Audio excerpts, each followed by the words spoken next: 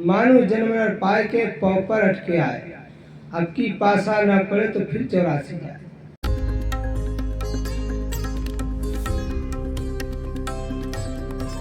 इसी को केवल जानते हैं और वचन से गलत बोलते हैं, गाली देते हैं, चुगली निंदा झूठ बोलते हैं। इसको हम समझते नहीं कि ये भी गलत कर रहे हैं। अमन से अंदर अंदर दूसरे को उन्नत को देखकर जलते हैं, ईर्ष्या करते हैं, क्रोध करते हैं, छलकपट करते हैं, अभिमान करते हैं, इसका पता नहीं चलता।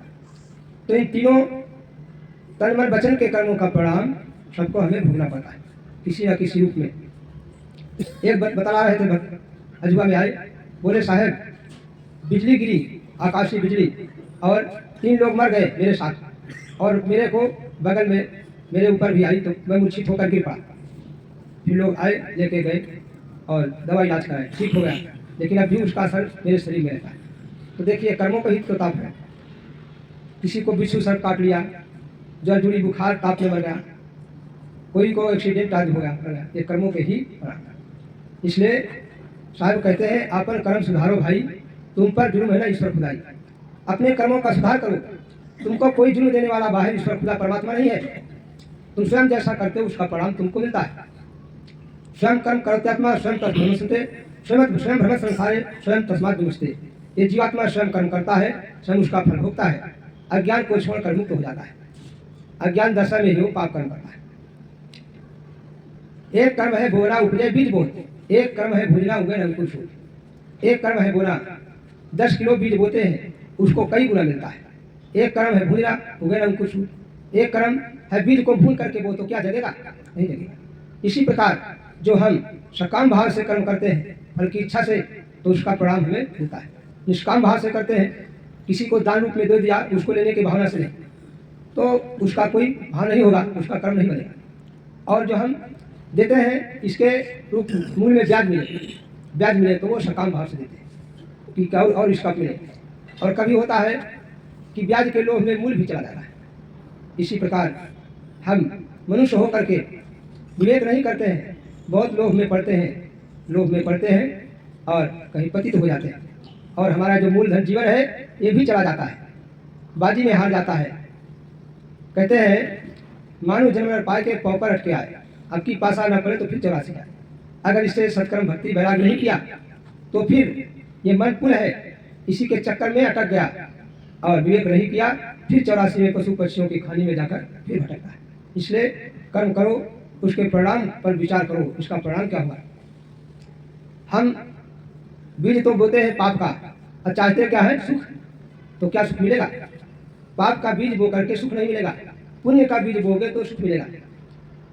खाना चाहते आम, बोते हैं बबूल का बीज, तो कहाँ से आम मिलेगा? कबीर कमाई अपनी निष्फल कभी न जाए। बोया बीज बबूल का, आम कहाँ से खाए? बबूल का बीज बोगे तो उसमें कांटा लगेंगे, छीनी लगेगी, आम नहीं लगेगा। इसलिए कर्म करने के पहले हम विचार करें। पहले के कर्मों का फल तो आज हम भोग रहे हैं, समझते नहीं है। देवी देवता माता पिता को दोष लगाते हैं, ये नहीं कहते कि हमारे कर्म का फल है। इसीलिए दे धरे को दंड है सब काहू को होए, ज्ञानी भुगते ज्ञान कर ज्ञानी भुगते रोग। दे धारण करने का सबको फल है दंड भोगना, कर्मों का फल भोगना। इतना अंतर है, ज्ञानी ज्ञान करके भुगतता है, वो सोचता है मेरे कर्मों का ही परिणाम है। हमारे एक महात्मा परागवान संत थे, लकवा मार दिया, हम उनकी सेवा में रहते थे।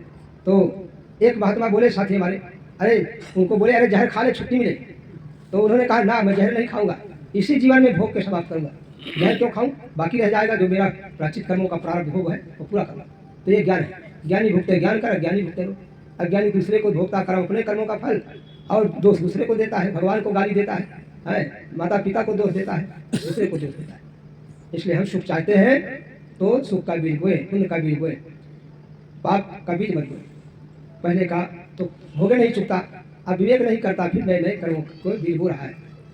प्रारब्ध संचित क्रियाण, प्रारब्ध है इस देह के पहले हमने जो कर्म किया इस देह में भोग रहे हैं, और संचित जो कुछ पहले के बाकी रह गए वो समय पर होते हैं, तो संचित कर्म।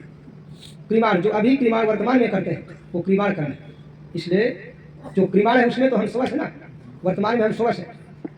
अब हम विवेक पूर्वक कर्म करें कि हमको पहले का जो भोगवान समाप्त होकर के आगे करें।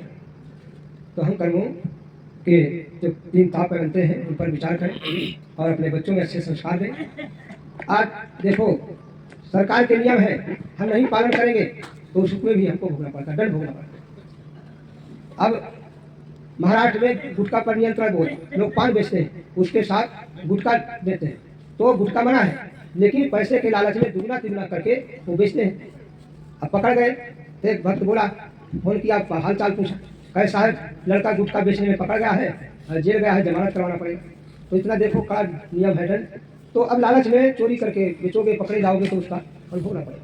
इसलिए जो सरकार के नियम उसको भी पालन करना पड़ेगा, और जो माता पिता गुरु घर के समाज के नियम है उनका भी पालन करना पड़ेगा। अगर नहीं करेंगे तो उसका प्रायश्चित भोगना पड़ेगा। इसलिए मेरे कहने का मतलब यह है, कर्म सुधार करके करो चलो, और कर्मों के परिणाम में जिनको भगवान कृष्ण ने उपदेश दिया कि अरे जिनको अपना मानते मोह करते मरे हुए हैं, आत्मा न मरता जन्मता है, ऐसा उपदेश दिए भगवान कृष्ण। और कौरव पांडवों की लड़ाई हुई महाभारत, अंत में पांडव लोग कुंती द्रौपदी सहित गए हिमालय में और वहीं गल गए, तपस्या करने गए, वहीं गल गए। कर्मों का फल भगवान जिन्होंने उपदेश दिया वो भी नहीं बता पाए, इसलिए कृष्ण समीपी पांडवा गले हिमालय जाए, लोहा को पारस मिले तो काहे को काई खाए। कृष्ण भगवान के समीप पांडव रहे, जिनको उपदेश दिए गीता का ज्ञान, उनको भी हिमालय में जाके गलना पड़ा। वही भगवान कृष्ण बोले, जाओ हिमालय में तपस्या करो, जितना नरसंहार हुआ, पाप हुआ, उसका प्रायश्चित हो। इसलिए कोई काटने वाला नहीं भैया, इसलिए विचार करके कर्म करो।